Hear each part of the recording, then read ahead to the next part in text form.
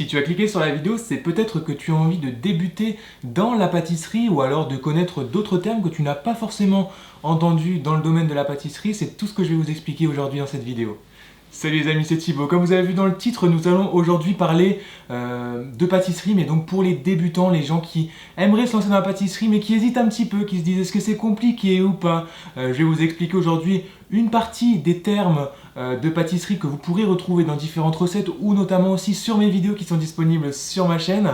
Mais avant toute chose, n'hésitez pas à vous abonner, ça m'aide énormément à développer la chaîne et à pouvoir vous proposer de plus gros projets. Donc si vous n'êtes toujours pas abonné, abonnez-vous, c'est en bas sur le petit bouton rouge. Sur ce, c'est parti avec la vidéo. Nous allons dans un premier temps parler des termes les plus courants que vous pourrez retrouver, que ce soit en vidéo, en recettes écrites ou dans les livres de pâtisserie. On va parler des termes généraux, bien évidemment, il y en a bien plus que ceux que je vais vous présenter aujourd'hui dans cette vidéo. C'est pour ça que si cette vidéo vous plaît, n'hésitez pas à me le dire et puis je referai pourquoi pas une partie 2 avec la suite des termes. Nous allons commencer par le premier terme qui est le phrasage. Alors le phrasage, j'en ai déjà souvent parlé sur ma chaîne YouTube, mais est-ce que savez-vous vraiment ce que ça veut dire ? Alors le phrasage, c'est tout simplement le fait d'utiliser la paume de sa main pour écraser une pâte, pour mélanger et incorporer les derniers morceaux qui ne seraient pas complètement mélangés. Je vais prendre un exemple tout bête, par exemple, vous réalisez une pâte sucrée. Donc une fois que votre mélange est fait, vous avez ajouté vos œufs, vous obtenez une préparation qui forme normalement une boule, mais normalement il n'y a pas tous les morceaux qui sont incorporés. Donc on va phraser donc avec la paume de la main sur le plan de travail, faire plusieurs coups de phrasage avec la paume de la main justement pour homogénéiser le tout et avoir vraiment quelque chose de parfaitement lisse et de parfaitement net tout simplement. Ensuite, un deuxième terme qui est très courant en pâtisserie, c'est le terme ABC. Alors ABC, d'où son nom abaisser la pâte, c'est tout simplement le fait d'aplatir votre pâte en fait. Plutôt que dire aplatir, on dit abaisser, donc que ce soit avec un rouleau, un laminoir. Bon, un laminoir en général c'est plus dans les entreprises, dans les boulangeries ou dans les grosses sociétés. Chez vous, pour vous à la maison, ça serait avec un rouleau à pâtisserie, mais donc on appelle ça abaisser la pâte quand vous avez votre pâte feuilletée par exemple, ou alors votre pâte sucrée et que vous allez tout simplement l'aplatir pour obtenir un beau cercle pour la disposer dans votre fond de tarte. Et ben on appelle tout simplement cette technique abaisser. Voilà, donc ensuite nous passons à la troisième astuce, au troisième terme, c'est le beurre pommade. Alors le beurre pommade, pareil, j'en ai déjà parlé plusieurs fois dans mes vidéos. Alors le beurre pommade, c'est tout simplement un beurre que vous sortez de votre frigo 1 heure à l'avance et pour obtenir en fait une préparation, un beurre qui soit pas trop mou mais pas trop dur. En fait c'est un petit peu entre le beurre mou et le beurre que vous sortez du frigo. C'est l'entre-deux en fait. Ensuite, on va passer au quatrième terme, c'est concasser. Alors concasser, on dit souvent, est-ce que dans les recettes, on dit souvent qu'on va concasser des noisettes ou pourquoi pas aussi concasser du chocolat. Alors le terme concasser veut tout simplement dire couper grossièrement des morceaux. Donc par exemple, vous coupez du chocolat pour faire on va prendre un exemple tout bête, vous faites des cookies, vous n'avez pas de pépites de chocolat ni de pistoles, vous utilisez donc une tablette de chocolat que vous allez concasser en petits morceaux pour reproduire au plus proche des pépites de chocolat. Voilà, c'est de là que vient le terme concasser et notamment on concasse aussi des noisettes et des amandes pour réaliser différentes recettes.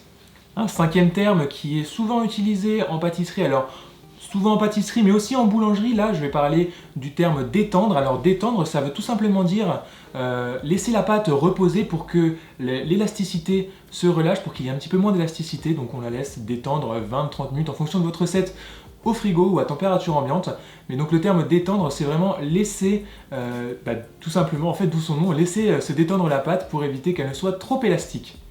Ensuite, on revient en pâtisserie, nous avons le terme foncer. Vous avez déjà dû entendre ce terme si vous réalisez des tartes. Par exemple une tarte aux pommes, vous allez utiliser pourquoi pas une pâte sucrée ou une pâte feuilletée et le fait de mettre votre pâte dans un cercle et de le disposer, on appelle ça foncer la tarte, donc descendre votre pâte jusqu'en bas sur les bords pour éviter qu'elle ne descende à la cuisson, c'est ce qu'on appelle foncer une tarte. Ensuite, une ganache. Qu'est-ce qu'une ganache ? Vous l'avez déjà sûrement entendu, une ganache c'est tout simplement un mélange entre du chocolat et de la crème liquide. Donc je dis chocolat, mais si vous faites par exemple une ganache au praliné, bien évidemment on remplace le chocolat par le praliné, mais ce sera en général toujours avec de la crème liquide. Si vous avez déjà réalisé du pain, vous avez sûrement déjà dû entendre le terme pétrir une pâte, alors que ce soit du pain ou toute autre recette, hein, une pâte de croissant, une pâte à croissant, c'est aussi du pétrissage. Il y a aussi besoin de pétrissage. Quand vous réalisez du pain, il y a aussi un pétrissage. Alors le pétrissage, pour vous donner la définition exacte, c'est tout simplement travailler la préparation jusqu'à l'élasticité. Donc on va mélanger la préparation pour qu'elle soit bien homogène, que tous vos ingrédients soient bien mélangés et qu'on obtienne de l'élasticité et de la force pour certaines recettes. Ensuite, nous allons passer sur toujours un terme de pâtisserie quand vous réalisez une pâte sablée. Eh bien, c'est tout simplement le terme sablé. Alors, est-ce que vous savez ce que ça veut dire le terme sablé? Sablé, ça fait un petit peu penser à la mer, aux vacances, pourquoi pas? Mais non, ça n'a rien à voir. Enfin, quoique, si, il y a quand même une ressemblance avec la mer. C'est tout simplement sablé du terme sable, tout simplement. En fait, sablé, ça veut dire mélanger votre préparation pour qu'elle devienne friable, comme des grains de sable. Je ne vais pas dire que les grains de sable sont friables, mais qui sont des petits morceaux. Donc voilà, le sablage, c'est vraiment travailler une préparation pour qu'elle devienne friable, qu'elle soit cassante en fait. Ensuite, nous allons passer au terme torréfier ou torréfaction, c'est le synonyme. Ça veut dire la même chose, c'est juste que la torréfaction, c'est l'action en fait de torréfier. Torréfier, on entend ça quand pour les chocolatiers qui réalisent eux-mêmes leur chocolat directement à partir de fèves de cacao, ou alors si vous réalisez vous un praliné maison et que vous mettez vos amandes et vos noisettes dans votre four, vous les torréfiez en fait. C'est le fait de passer des fruits secs dans un four, donc dans une source de chaleur, pour justement faire développer les arômes encore plus que ce qu'ils ne sont déjà.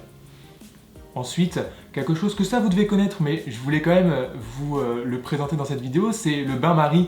Alors le bain-marie, je pense que vous savez tous ce que ça veut dire, mais pour ceux qui ne savent pas, je vais vous le dire aujourd'hui dans cette vidéo. Le bain-marie, c'est tout simplement le fait de mettre dans un récipient, dans une casserole par exemple, un fond d'eau, et vous venez placer un récipient sur le dessus, dans lequel vous mettrez après ce que vous voulez, soit du chocolat pour le faire fondre, pourquoi pas, ou d'autres choses. Mais le bain-marie, c'est vraiment le fait de venir mettre de l'eau dans un récipient, qu'il soit porté à ébullition et cette chaleur qui dégage sur un récipient qui sera posé au-dessus pour faire fondre votre préparation.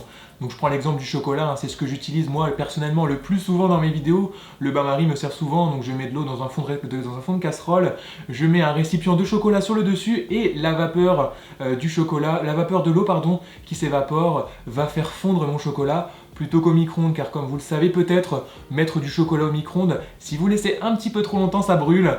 Donc c'est je trouve que c'est assez difficile de mettre du chocolat au micro-ondes, c'est pour ça que je préfère le faire au bain-marie. Ensuite, on va passer sur un autre terme, le terme et l'expression cornet. Alors est-ce que vous savez ce que ça veut dire? Le terme cornet vient tout simplement de la corne en fait, la corne de pâtisserie. Alors attendez, je vais vous en montrer une. J'en ai ici. C'est tout simplement ceci, cet ustensile qu'on retrouve très souvent dans les pâtisseries ou dans les vidéos de pâtisserie.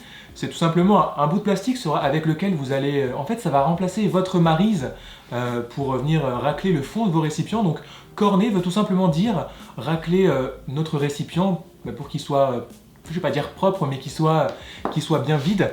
Donc, voilà d'où vient le terme cornet, c'est utiliser une corne pour justement racler votre récipient. On passe à la 14e astuce, je vais vous parler du terme émulsionner. Alors, émulsionner, ça veut tout simplement dire provoquer la dispersion d'un liquide dans un autre liquide dans lequel il n'est pas miscible. Alors c'est tout simplement mélanger quelque chose dans un autre liquide pour que les deux puissent s'assembler et que ça forme plus qu'un entre guillemets. Si je peux raisonner comme ça pour que vous puissiez comprendre, grosso modo c'est ça. Ensuite nous allons passer sur le dernier terme, le 15e terme, qui est tout simplement le terme glacé. Alors je ne sais pas si vous avez déjà réalisé des glaçages. Si vous voulez une recette de glaçage, d'ailleurs il y en a une qui est disponible sur ma chaîne YouTube, un glaçage neutre que vous pourrez colorer par vous-même. Le terme glacé veut tout simplement dire avoir un glaçage donc et le disposer sur un entremets qui soit congelé, parce qu'en général quand on glace un entremets il est congelé, donc c'est tout simplement le fait de venir verser un glaçage sur l'entremet et donc on appelle ça glacer un entremets. Voilà, ça veut pas dire qu'on va manger un entremets qui est glacé, rien à voir, c'est juste le fait de placer un glaçage sur un entremets, c'est le terme glacé.